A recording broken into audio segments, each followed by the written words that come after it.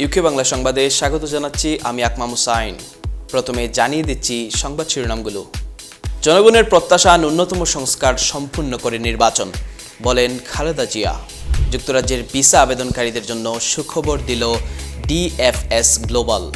স্বাধীনতার সূচকে সবচেয়ে বেশি উন্নতি হওয়া দেশের তালিকায় বাংলাদেশ, ফ্রিডম হাউসের প্রতিবেদন।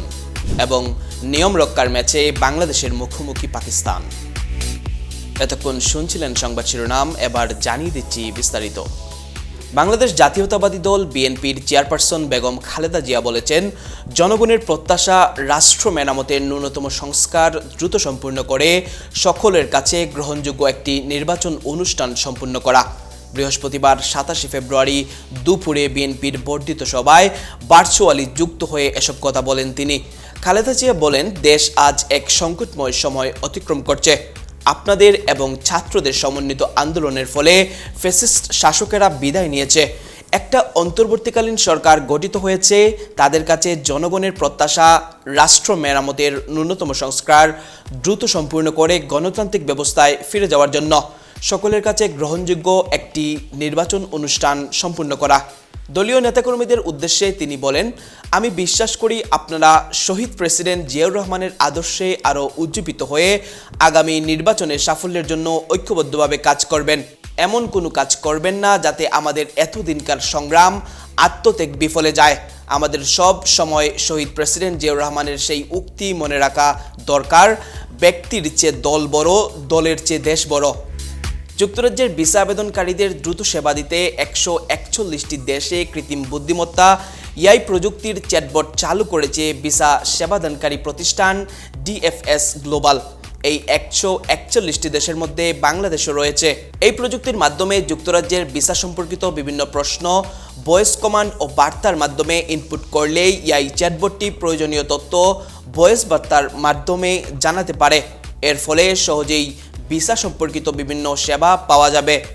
চ্যাটবটটি সপ্তাহ জুড়ে 24 ঘন্টাই সক্রিয় থাকবে, ফলে গ্রাহকেরা যে কোনো সময় তাদের প্রশ্নের উত্তর পাবেন। বুধবার 26 ফেব্রুয়ারি এক সংবাদ বিজ্ঞপ্তিতে এ তথ্য জানিয়েছে টিএফএস গ্লোবাল। সংবাদ বিজ্ঞপ্তিতে বলা হয়েছে, যুক্তরাজ্যে ভ্রমণকারীদের সেবা উন্নত করতে সম্প্রতি জেনারেটিভ এআই চালিত চ্যাটবট চালু করা হয়েছে।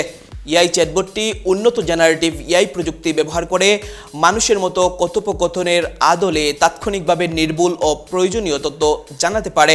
সংযুক্ত আরব আমিরাতের দুবাই শহরে অবস্থিত ডিএফএস গ্লোবালের এআই টিম চ্যাটবটটি তৈরি করেছে। বৈশ্বিক স্বাধীনতা সূচকে বাংলাদেশের উন্নতি হয়েছে। 2023 সালে বাংলাদেশের স্কোর ছিল 40, গেল বছর তা 45-এ দাঁড়িয়েছে। স্কোরের উন্নতির ফলে 2024 সালের স্বাধীনতা সূচকে সবচেয়ে বেশি উন্নতি হওয়া 4 দেশের মধ্যে জায়গা করে নিয়েছে বাংলাদেশ। এ তালিকার বাকি 3টি দেশ হল ভুটান, শ্রীলঙ্কা ও সিরিয়া। বুধবার 26 ফেব্রুয়ারি যুক্তরাষ্ট্রের ওয়াশিংটন ভিত্তিক গণতন্ত্রপন্থী গবেষণা সংস্থা ফ্রিডম হাউসের প্রকাশিত বার্ষিক প্রতিবেদনে এ তথ্য উঠে এসেছে। সংস্থাটি বলেছে, তাদের বার্ষিক ফ্রিডম ইন দ্য ওয়ার্ল্ড সূচকে গত বছরে বিশ্বজুড়ে স্বাধীনতা হ্রাস পেয়েছে এবং ক্ষমতাসীন কর্তৃত্ববাদী শাসকরা তাদের হাত আরও শক্ত করে তুলেছে। তবে দক্ষিণ এশিয়ার কয়েকটি দেশে স্বাধীনতা চর্চার বেশ আশার আলো দেখা গেছে। বাংলাদেশ ও শ্রীলঙ্কা প্রসঙ্গে ফ্রিডম হাউস প্রতিবেদনে বলা হয়, শ্রেণীতে অবস্থান পরিবর্তন না হলেও 2024 সালের বার্ষিক প্রতিবেদনে এ দুই দেশের বড় ধরনের উন্নতি লক্ষ্য করা গেছে। বাংলাদেশে গত বছর ছাত্র জনতার আন্দোলনের মুখে পদত্যাগ করে দেশ থেকে পালিয়ে যান ক্ষমতাচ্যুত প্রধানমন্ত্রী শেখ হাসিনা। তিনি প্রায় 15 বছর বাংলাদেশের ক্ষমতা আঁকড়ে ধরেছিলেন। বাংলাদেশের জন্য ম্যাচটা শুধুই নিয়ম রক্ষার, আর পাকিস্তানের জন্য মান বাঁচানোর লড়াই। টুর্নামেন্টের ফল ইতিমধ্যে নির্ধারিত হলেই দুই দলেই চাইবে জয় নিয়ে শেষ করতে। যদিও পয়েন্ট টেবিলের জন্য ম্যাচটি তেমন গুরুত্বপূর্ণ নয়, তবে সম্মান রক্ষার লড়াই জমবে নিশ্চিত। এতক্ষণ সাথে থাকার জন্য ধন্যবাদ। আল্লাহ হাফেজ।